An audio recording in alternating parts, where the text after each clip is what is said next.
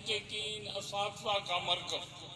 مجھے یاد ہے جب تاریخ لیہ لکھی جا رہی تھی تو نور محمد ہند مواد کے لیے، مواد کے تجزیے کے لیے میاں صاحب کے پاس جاتے تھے.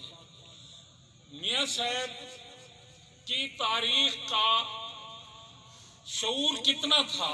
میری ملاقات ڈاکٹر مار عبدالحق سے ہوئی جنہوں نے تاریخ پر 3 کتابیں لکھی ہیں.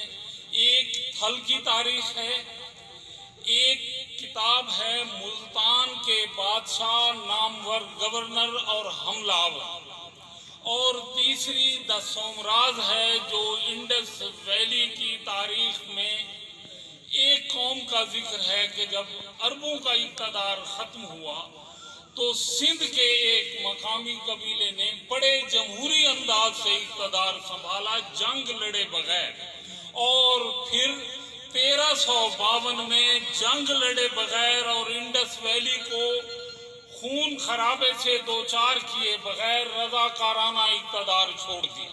یہ دسوم راز میں اس کا ذکر ہے. لیکن میں یہ کہہ رہا تھا کہ 1962 میں میاں الہی بخش سرائی نے لیہ کی تاریخ پر 3 اقساط میں لکھا مضامین کا ایک سلسلہ تھا جو کشفی ملتانی کا اخبار تھا، اس میں وہ چھپا. اس کے بعد یہ سارے سلسلے شروع ہوئے ہیں تو میں ضروری سمجھتا تھا کہ یہ تاریخی تسلسل بھی ہمارے سامنے آ جائے. اور پھر غلام مصطفیٰ صاحب نے بادشاہوں، حملہ آوروں، جنگی مہموں اور اس میں مرنے والوں کا ذکر اور انسانی سروں کے مینار اور پہاڑ بنانے کا ذکر نہیں کیا. ذکر کیا ہے کہ لیہ میں یہ میرانی خاندان تھا، پھر جسکانی آیا، پھر سندھ کا کلوڑا خاندان آیا، اور پھر سدوزئی آئے، اور اس کے بعد سکھ آئے. لیکن عجیب بات ہے، انگریز یہاں آئے، چلے گئے.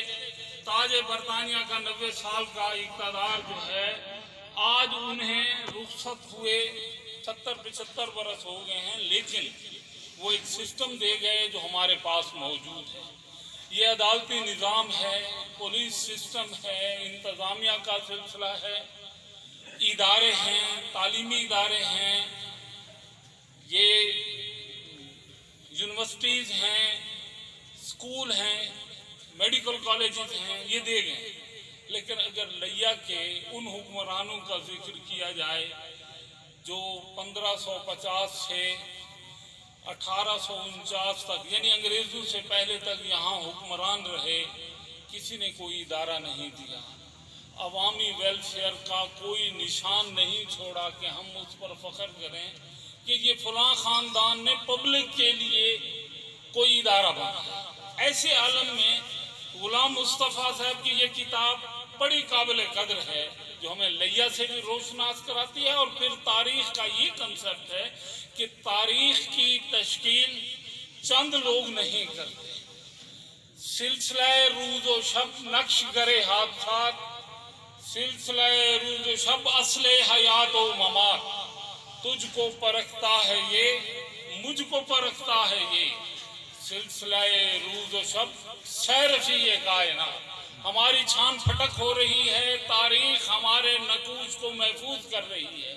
مجھے یقین ہے کہ ایسی کتابیں ہماری رہنمائی کریں گی اور ہم اپنی اصلاح کریں گے کہ ہم نے کیا دیا، کیا جنگی واقعات دیے یا پبلک کے لیے بھی کچھ کیا. میں آپ سب کا بے حد شکر گزار